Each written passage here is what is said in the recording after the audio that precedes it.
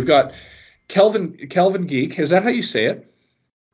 Yeah, I'll stop drinking my coffee. No, that's okay. Yeah, no, drink away. No problem. We're not too formal around here at Your Business Unleashed. So it is Kelvin Gieck. Yes, I grew a thick skin as a child very quickly.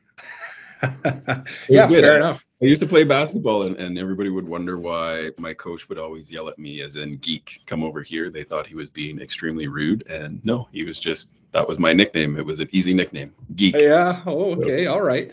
So I know you. How do we even know each other? I guess we just kept bumping into each other at sort of tech events originally, right? Zero QBO events. Was that it, or? Yeah, no, I think so. I'm pretty sure it was a case of we knew each other from there, and then I know Bill Kimball was a common kind of friend / Zero. Yeah. He had mentioned that I should touch base with you, and I never did, but I started following you on LinkedIn, and I think it was also a touch of we started posting to each other too. So I think that just having beers every once in a while. Yeah, I miss the beers. We should get into that again. I know. I know. I do miss the beers. Family often gets in the way of beer, unfortunately. So yeah, we'll have to work on that. Another thing what's that? Daytime beer. Daytime beer. Oh yeah, we need to start doing lunches. That's a great idea.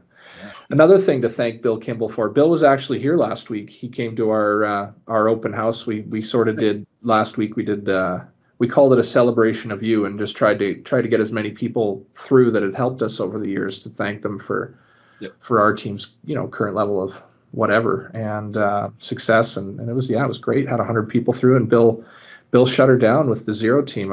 They were in town, of course, for their event last Thursday, which was up at the top of the Bow 53rd floor. I mean, it was outstanding. You weren't there, I don't think. No, talking about kids, I had a swim meet that I had to go to. Oh, okay. Well, fair enough. I'm sure that will pay much higher dividend than attending the 53rd floor of the Bow. So hopefully, I'm hoping one day my kids will be much smarter and richer than me, and I'll just have to sit around and do nothing. Well, and that's kind of one of the things that I guess appreciated about you is I get the sense that no matter what in business, you tend to put family first, right? Yeah, 100%. I always, Warren Buffett, who I'm sure you know, but if other people that are listening to this don't, I mean, he's Oracle of Omaha, one of the best investors of all time, billionaire down out of the US, and buys everything on the cheap. And as soon as he buys it, it increases tenfold. I mean, the guy has the Midas touch. And something that he said back in the day really stuck with me. And it's that you can only focus on, everybody can be good at everything if they put time and effort to it, but you can only truly focus on 3 things at one time. Yeah. And if you try to focus on more than that, something's going to slip, which means you can never be good at it. And so I've kind of ascribed to that. And so you hear people say that a lot, you should always learn how to say no. That's effectively my form of it, where I'm busy with work because I do love what I do, and I love building the businesses, and I love my family. So that's number 2. And then at some point I need to eat or sleep. So I rotate between those 2 depending on the day. We've heard your priorities, right? So you love building businesses, families in there. I think you said it was number 2. Hopefully your wife doesn't listen to this podcast. Well, she's included in family. Right. Oh, sorry. That's number 1. Yeah. Number 2. Number 2. Okay, good. Well, I mean, she's up there, right? So, yeah. You've only got so much, man. Yeah, that's right. So take us back to where the journey began. I know I think you've heard, or at least read about the 7 stages of business, so we won't go through that again, but take us back to your sort of stage 1. Like, where did your entrepreneurial journey begin? And why did you decide to put yourself through the torture of being an entrepreneur? That's a great question. I think it all started back from my family, to be quite honest. Immigrant family. My grandparents came from Russia through the Russian Revolution. It wasn't a fun time for them. So they escaped all the niceties that were going on there and came to this world as a better place. They couldn't speak a lick of English. That was an interesting time. So they became farmers. It was the only thing they could or knew how to do. And so my father grew up just outside a small town, Calgary here, in Airdrie, Alberta, and actually even outside of that. So about as small rural Alberta as you could possibly get, and just learned hard work and effort. And so he actually wanted to better himself. And so he went into engineering and was pretty successful in oil and gas. And so ultimately, I think my whole family has this ingrained kind of skill set. I don't know if you want to call it a skill or a trait. That it's just, you can kind of do anything if you set your mind to it, and you can always better yourself. And so that kind of manifests into what I kind of do in business, right? Which is, I'm not so egotistical to think that I can do anything, but I think if you surround yourself with the right people who sometimes and oftentimes know more than you do, you can pretty much do whatever you want. It's just a question of then where your passions lie. And so my father was really interested in business when he was kind of going through his progression of career. And that just happened to be when I was kind of junior high school. So I learned a lot more than I would have if I was younger. And so it kind of stuck with me. So I got into the business side of things, which ultimately led me to accounting in university. So I did my accounting degree. And then as soon as I took my auditing course, which was the very last one, I said, oh man, I actually don't want to be a CPA anymore. So hold on. So hence my CFA designation. Oh yeah, right. Yeah. So I never knew that you came from an entrepreneurial family, and that is such an Alberta story, right? Like that's, I don't know if it's the timing of the wave of immigrants that arrived in Alberta. It was, much later than the eastern part of the country in our history, obviously. And we get thought of and often as sort of an entrepreneurial province, right? And I think a lot of that, comes down to tilling fields and having to, it's recent for us, right? As a province. A bit of adversity, but also combined with, you would know the stats too. We're a high talent, highly skilled, highly educated population. And so when you combine that with work ethic, that creates a pretty powerful force in sure. my So you're in university and you're already scheming to be an entrepreneur. Is that what I heard? Yeah. Mom took me to what do you want to do when you're older thing when I was in high school, because I had no clue and she needed to give me some direction. I just wanted to play sports and have fun, drink a few beers behind her back. So she was trying to set me down the right path. And, there's physio, you can be a doctor, you can be a lawyer. And I just looked at all of them. I'm like, none of this interests me at all. Yeah. And so I was working for my father as a summer student at that point and, doing the old filing mailing room routine. And I actually enjoyed it. I enjoyed talking to the people that were there, learning what they did and that kind of stuff. So ultimately it was like, well, I could maybe do sports physio or a lawyer. Sports physio, I wasn't so attracted to that. If I was a lawyer, my father would disown me. And so I was like, well, I could take something like accounting. So I actually went into general studies just to get a sense of if that's what I wanted to do. And I'm like, well, CPA would be really good to get because, they do business and they tend to do really well. So that was my goal. And I ended up really liking it. I liked all the marketing, the finance, and the accounting classes. But yeah, the auditing one pushed me over the edge for sure. So then I shifted to finance. You and me both, pal. I think I did 1 hour over my minimum required. And this is for the benefit of any CPA, anybody at CPA who hands out the designation and wants to go back and back check my story. I think I was 1 hour over auditing cash cycles so that I could get my letters and go straight to tax immediately as fast. Do not pass go. Yep. Just no auditing, please. So I can relate to you on that. So for those of you who are listening that don't know, Kelvin owns a couple different businesses. One is 2080 in Calgary, where he does some really cool CFO work, and the other one is a tech platform for cash flow forecasting called Helm. And I'm really interested to dive into Helm during this, but I'd love to know which one came first and why. Yeah, for sure. So I kind of went into private industry here in Calgary once I finished my school, which was oil and gas companies. Went through that, followed essentially a management team, but they decided to retire in 2014 during the other oil crash way back in the day. And so at that point, I needed to decide what I wanted to do with my life, career-wise. And so I said, hey, I like helping small businesses because they had a bunch of side investments that we did finance and accounting work for. And that's how 2080 started. I essentially took a look at that and said, this is actually really neat. I think there's a gap in the market in terms of you've got these small businesses that really good at their widget, they're really good at their service, they've got a huge passion, and ultimately, you would know this because I know your thoughts are similar. Like 99% of them end up being their own bookkeeper and accountant, which is just a terrible thing for them to be doing. And that's no knock, because these people are all smart. Yeah. But they're not trained in it, right? And so it eats up their time. They start getting disinterested in their business. And that's where I really saw the ability to come in and help there. And so 2080 started, almost 8 years ago now. I think we're actually pushing up 9. Started there, and then we started getting into a lot of, because of my background, budgeting, forecasting, business planning, and I would call it more consulting.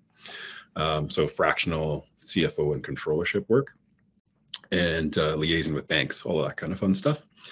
And really what happened there was a lot of people really had cash flow problems, and even really well-run companies, so cash flow positive companies, had cash flow problems, just in the sense of, seasonality, high growth, pulling out too much money, not knowing how to pull out the money or how much, running into all of these issues that we were helping clients with. And of course, we were using spreadsheets to handle that practice, that side of the practice. And it was really cumbersome. It really bogged us down. You'd spend a lot of time building out huge models, big forecasts, and it really took away from what we should have been doing, which is just helping them make decisions quickly. And that's what started Helm. We started thinking about, how could we do this better? Is there a different tool that we could use? Because if you look out in the market for, say, Xero, QBO, and some of the software systems, there's thousands of apps, quite literally. But a lot of them focused on what I would call long-term strategic forecasts. So you got your BHAG, your big, hairy, audacious goal. You got your huge growth targets. What's the general layout of how you're going to get there? Map that out, put the numbers to it. There's a lot of great tools out there for that. But what we found was there wasn't really great tools for the very short term, which is, that's great that I want to go from 0 to year 5, but like from 0 to month 3. How am I going to meet those targets? And it's not even targets. It's, how am I going to pay my payroll? How am I going to make my rent payments? How am I going to make my loan payments? How am I going to pay myself? Most 100%. Importantly.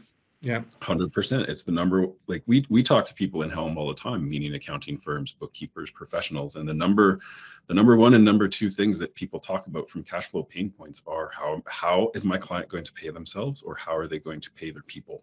It's time and time again. It's a huge problem. And it's not to say that these companies are doing bad. I've got a couple clients on the 2080 side right now that are doing amazingly well growth wise, but their growth is creating cash flow issues, because sometimes you've got a business that you don't get paid in cash upfront immediately. That's not, as much as I wish it was normal, it's not. And so most people pay their people very quickly though. And so you've got a timing mismatch between incoming cash and outgoing cash. And that's what creates all these issues. So I always like to say, people think of cash flow tools and cash flow issues as being for distressed companies. And I completely disagree with that. I actually think there's a lot of really good companies that run into cash flow problems, and it's because of their success. Like, they are growing so rapidly that they just can't contain it. Yeah, growth is tricky to manage, right? It's even if you take it back to the accounting firm basics. I said this in my last interview. Somebody once said to me, the only problem that you have is you need to hire 10 people. Everything else is sort of ticking properly. And as a business owner, you go, okay, 10 people times whatever, 60 to 120 grand a year. I'm only making X. That leaves no money for me this year. And so, but that's a really, it's a flawed way to think about it, because, as you're growing, you need to make good decisions in the moment, so that 3 months down the road, that cash flow starts evening out, right? So when you're making a hiring decision, it should only be a 1 month or a 2 month blip in the radar before it starts, when the person's on board, and you're doing it strategically. You're hiring the right person for what you need, which is creating breathing room for the rest of the business. And that's just people, right? I'm mainly in the people business, but it could be the same for buying equipment or financing your next build or whatever, right? And so all of those decisions, it kind of boggles the mind to think that a tool like Helm can come in and start answering some of those questions. And so I want to get to that. So we'll get to that. So let's shelf that for a second. So we've got the kind of high level context of why Helm. What made you think that you could build a tech platform and be successful at it? Like, what was the initial, what was the initial thought process behind that? Going, I think I can build a tech platform and get it on the Xero store and whatever, right? So. Again, it comes back to just how I was raised and not really being limited by my beliefs, right? Sure. What was the foundational piece that went, okay, we're doing this? Like, take me back to step one. Looking out in the market, right? Like, we had a need, and our problem was we were using spreadsheets and they were taking too much time. And so the real problem was that for some of our clients that really needed the service, it was creating a disparity between the value they perceived and the cost with which we could provide it. So it just wasn't worth providing, because you're like. So did you have the idea then? Did you go, I know how to solve this value riddle through a tech platform, and I can high level visualize my way through what I wanted to do? It festered for many months. So it was more a case of looking out in the market, testing other products. Like, we tested 3 to 4 to 5 different apps, and some of them had some good features and skill sets and this, that, the other. But most of them were still geared towards medium-term to longer-term forecasts. And we really needed something just very short-term. Okay. And so we took that back and we're like, well, we live with it. But then that's where the entrepreneurial side came out and said, no, we could do this better. So and as soon as that question was asked, it just where'd the money come from? Like, how did you deal with starting Helm? Like, what were the steps? Was it self-financed? Did you go to market? Did you friends, family, and fools it, or? All of it, all of the above, right? Yeah. So, started out like anybody else would, and we just kind of toyed around with concepts. It was probably like 3 to 6 months of just what could this look like if you actually really wanted to do it? What would it take? What would it cost? Started fleshing out some of those numbers. We actually started out with a contract development company, just to kind of test out the feasibility of it. So we tested that out a little bit. And then once we started going down that path, we started to get advisory panels put together in terms of, would you use this? Would you buy it? Would you pay for it? We started to get some validation back from that, saying, yes, this looks really good and is very intriguing. At which point we then started raising money from friends and family. So, typical progression as many startups would. And really after that stage, we started building out the product more robustly, started getting some integrations like Xero and QBO. And as soon as we started doing that, then we started looking out to quote unquote the open market and, investors beyond friends and family. So that's how it all starts. And you've recently had some wins that are further accelerating the platform. Do you care to talk about those? Yeah. So, we've got some more funds that we've brought in probably in the last, 2 months. So very recent. And so that, it's the technology industry right now is going through a little bit of change. I think, the days of people, meaning VCs, throwing money at companies that are just losing gobs of money is over, which really changes the, fundraising strategy that you would have in a tech company. Yeah. Become far more into revenue based than I probably should be. Yeah. And so essentially that gives us some good runway. And so we're in a great spot financially, and that will actually allows us, we got some new government grants from both Alberta Innovates and a couple other places. So super happy to have the government support there, because that's allowing us to kind of expand our development. And so the goal with Helm is we really want to build a very simplified, highly automated tool. Like we always call it controllership in a box. And I truly hate that term because it sounds a little bit gimmicky, and it also is a little bit technical at the same time. But really, don't worry, we're a boutique tax firm. So let's talk about all the terms we hate. So yeah. Well, but it's like a small business owner, right? Like, it really does speak to what we want to try to accomplish, which is, I would love, as much as I love my wife, and as much as I joke about her being number 2, she is the number 1. Okay. All right. But she's a business owner too. And I would love for her to be able to walk into an app and click a button, and it'll tell her what her cash position for her business will be, with a click of a button. 30 days. Are we there yet? No, we're not. But we're getting closer every day, and we're progressing towards it. And with this new money that we've got and the new support that we've got, it's going to really help us kind of continue forward with that. So it's pretty exciting time. So how does the tool, I mean, short of giving us a tour of the tool, which might work for the YouTube channel, but probably not so well for the podcast. Because I see in my Zero dashboard, here's where your cash is going. So how does Helm differ from that, and why would I need that as a tool to supplement sort of what I've already got? Yeah, 100%. So if you look at the tools that are being built by the big guys, so to speak, they're starting down the path, but they've all got bigger concerns to worry about, like taxes and payroll, like that's their bread and butter. But they do know that cash flow is the primary concern for a business owner. Like, they've got jobs to be done in terms of, I need to do my taxes, I need to do my GST, I need to do my bookkeeping. But I want good cash flow. Yeah. They all want good cash flow. Like it is pay myself. 100%. And so ultimately everybody's trying to figure out the golden egg that will take everybody to kind of that panacea, because that's really what business owners want to do. So when you look at the tools that are on these systems, they're good and they're definitely progressing, but they're not, I guess, enhanced or advanced enough. So when you walk into Xero or a QBO, it'll be a very basic report of, here's your cash position and here's some AR and AP, and there's no timing on it, and that's it. Whereas our tool, you can come in, you can look at multiple bank accounts, you can make adjustments. We time the AR and AP for you based off past customer and vendor history. There's way more automations. We'll actually build out future looking budgets for you. We'll identify recurring entries like a utility bill, that happens on the 15th of every month. We'll detect that, create that future forecast for you. So it's just a more robust system. And so now the key for us is, all right, we've got something that takes a lot of complexity and does it quickly.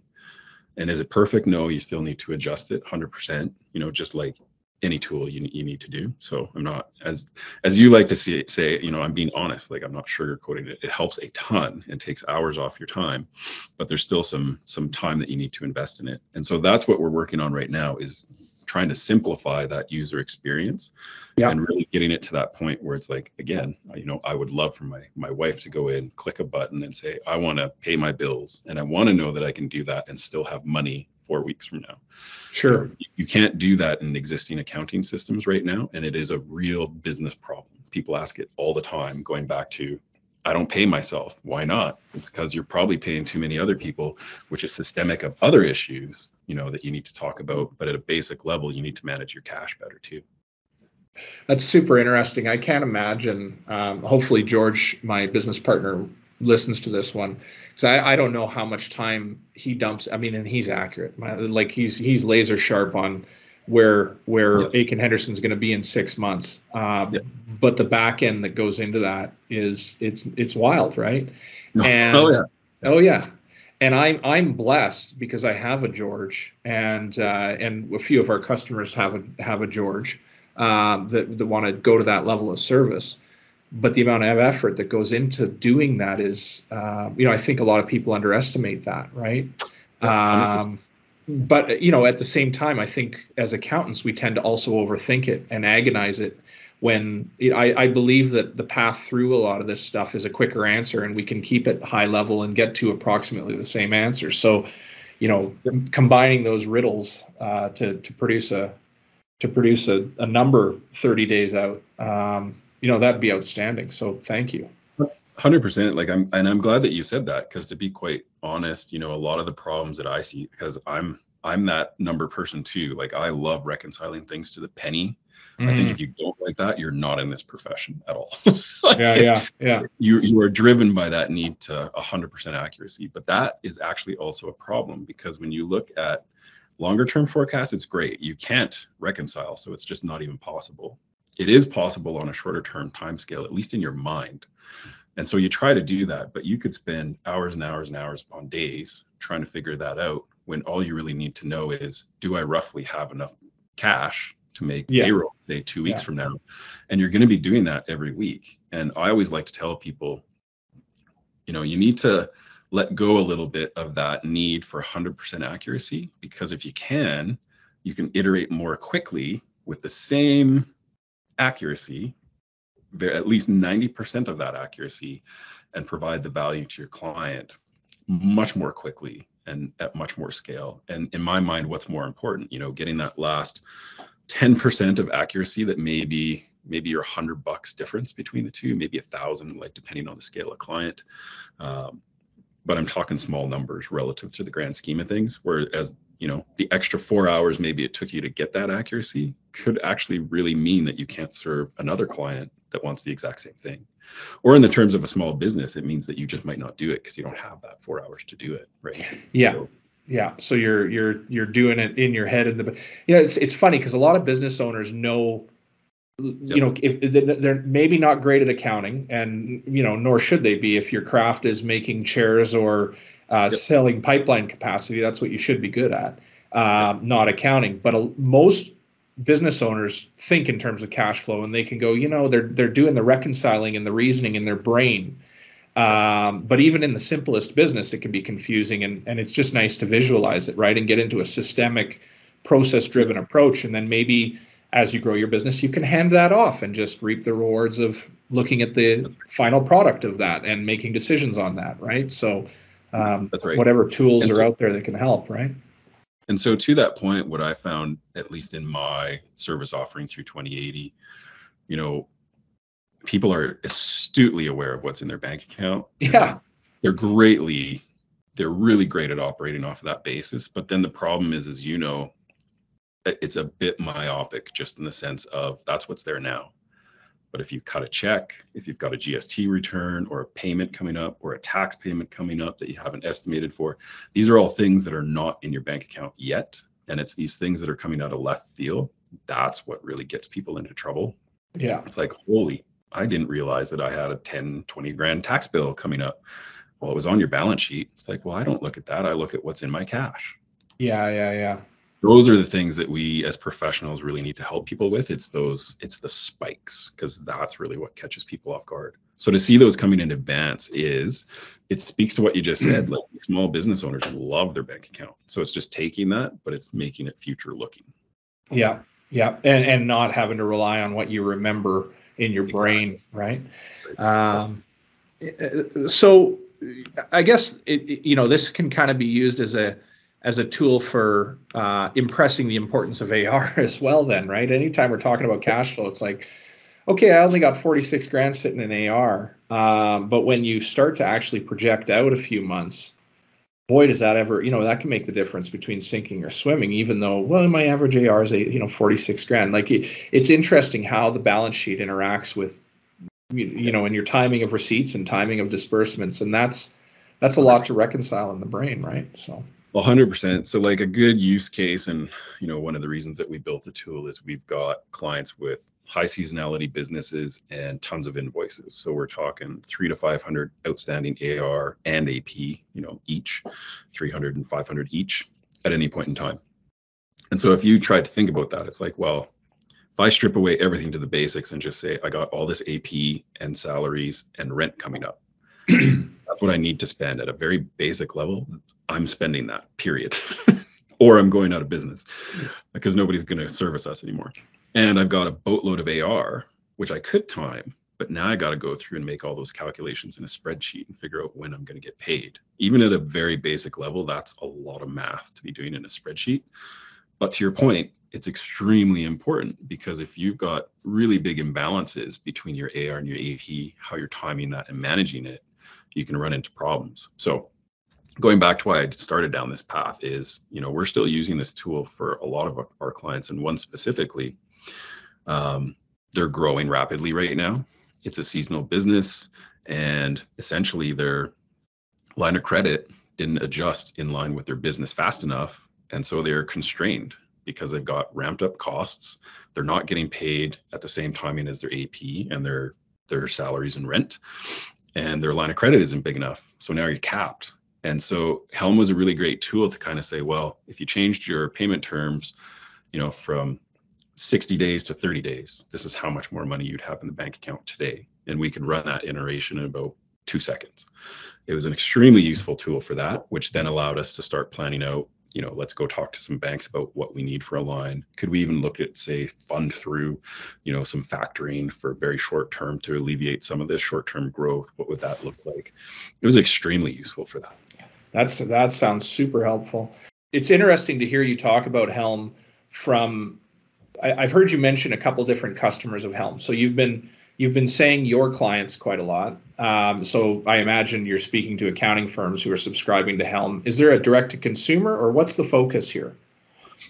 Yeah, so we actually like to shop to accounting firms or sell to accounting firms. And the reason that we do that is, a little bit strategic. We're small still. And so we've got limited capacity in terms of, we don't have a staff of 800 salespeople that we can simply go out and just blow our brains out. We're trying to be a little pragmatic in that regard. And so we look at the accounting channel as being one to many. We've got professionals like yourself, bookkeepers, other consultants that are talking to a number of businesses that all have cash flow issues. Every person we talk to has, I know 5 people that could use that right away. And so it just makes sense. So we're really trying to target that first. But that's not to say that somebody coming in off the street, a small business owner, couldn't do it themselves directly. They 100% could. We just find that more often than not, those people are so busy trying to put out fires that it's harder for them to actually hop in the system, try to learn it, and get traction with it. And so that's just a strategic decision on our part. So I guess that was kind of a canned question that I already knew the answer to, and I'm sorry about that. But I love tech companies that really, I think part of what you're saying, but you didn't directly say it, but you kind of said it, is when you talk about all the other fires that entrepreneurs have. I think what you're sort of saying is, small business owners have a much higher degree of success when they're hooked up with a good accountant that has the tools to help them grow and can drive that for them and get that stuff off. Unless you're a bookkeeper, you're not in the business of accounting, and you shouldn't be doing it. You should just be reaping the rewards and the benefits of the outputs of that accounting for business decision-making purposes, right? Yep, 100%. Like when I speak about the use of client or the use of Helm, and I do speak by firsthand experience, like there's other firms that we have that are having the same successes. So like, to your point, the people that are really successful, they always sort of surround themselves by good people. You've got a good salesperson that's bringing in, taking the leads and converting. You got a good marketing person that's doing amazing branding and bringing in those leads. You got a good finance person that's helping you get the right loans. You've got a good accountant or bookkeeper that's helping you manage the books so that you can just simply focus on your operations. And obviously, like, depending on the size of your business, you can't afford all those people, but you got to pick, one at some point. If you want to grow and scale, because I know you believe the same thing that I do. If you want to grow and scale, you can't do it all. Like, you need a good team and you need to invest in good people to make that happen. And to me, that is accountants and bookkeepers when it comes to finances. I fundamentally believe that firms like yourself can scale up a business to tens of millions of dollars at probably cheaper than internal resources, because people can tap into multiple skill sets. Like yourself, you've got tax expertise, bookkeeping, you've got controllership, CFO, like you've got all these aspects that if I was a client, I could come to you and I could get pieces of each of those services. But if I tried to do that myself, it would cost me like $400,000 a year. Like, it's not happening. Yeah. And that's huge. Like that's why we got into this business, meaning 2080. Like, that's exactly why, because it's so powerful relative to what my father, going back to him, like he didn't have that. You could not get that same level of service back in the day because it technologically wasn't possible. Like, you couldn't connect all those dots the same way that we can now. So, I mean, it's super interesting. Yeah, I always say that the internet is the great leveler, right? It allows a small business access to a pretty similar skill set of public companies that occupy the towers downtown can have access to, right? It's the great leveler, 100%. So I guess if you're talking to, with the last 5 minutes here, if you're talking to accountants, what's my business model? If I'm going to use Helm and I'm doing bookkeeping, I got a pile of, and I'm actually interested in this too, as you know, and we've got Achen Henderson signed up for doing some demoing with you and helping you build out with this latest success that you've had at Helm. How am I selling this, and what's give me a template model for how I can plug and play this into my business pretty quickly as an accountant? Yep. I always like to boil it back to its simplest form, which is what we're starting to try to build more of that experience out into Helm and make that more simple and easy. So at its most basic level, what does a business need to do? It needs to pay bills. Super easy for an accountant and a bookkeeper to just run an AP listing and say, there you go. Now, what does the business owner have to do? They actually have to go through the list, think about it. It's like decide who they're going to pay. Decide who they're going to pay. But there's still, even after that, there's still the missing piece of, I don't know if I've got enough to do this. And so, right. At its most core level, like that's why I say controllership in a box. If I'm a controller, I want to actually say, hey, Clayton, here's your AP list. I recommend these bills based off, my experience of who you like to pay or due dates or whatever that parameter might be. And if you pay these, you've got this much left in the bank account. So we always speak about reactive versus proactive at Helm. That first example was extremely reactive. It's like, here you go, you tell me. Versus that other one is very proactive. I'm giving you a list, you, Clayton, the small business owner, and I've alleviated a lot of the work because I've already surfaced it. I've already made recommendations, and I've already told you one of your biggest concerns, which is, do I have enough money? And so that right there is a huge value-added service, and it only had a really small tweak, which is the forward-looking information. Okay, so when we talk about huge value-added services, I'm going to say, okay, so all small business owners, you can stop now, and because we're going to get into some mercenary accounting firm revenue stuff. But when we talk about value-add services in accounting firms, like what are you talking about? As in, how much money can I make off this stuff? I mean, you don't have to tell me what you're charging at 2080, but just give me some idea of, compared to just doing year ends, should this be something that I'm engaged in, and how quickly can I turn it into a benefit as an owner of an accounting firm like me? Why should I be doing this? 100%. Other than obviously providing benefits for our customers, which, by the way, accountants tend to do that at the expense of themselves, right? 100%. And so that's where I was going to get at. So what I just described is a value-added service. Every client will say they want that. It's now up to the professional to actually price it and offer it properly. So the range is all over the map.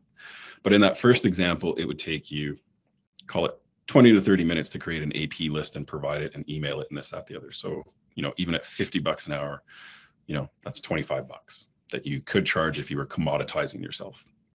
There's zero value there to the client, and it's probably a little bit hard for them. Like there's friction. Whereas you could turn that around and say, for an extra $200 to $300 a month, I'll give you the opposite version where we're simply running it through Helm. You press a button.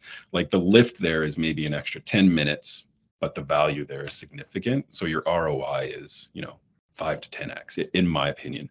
But that truly depends on how you price and scale and value yourself, to be quite honest. Right.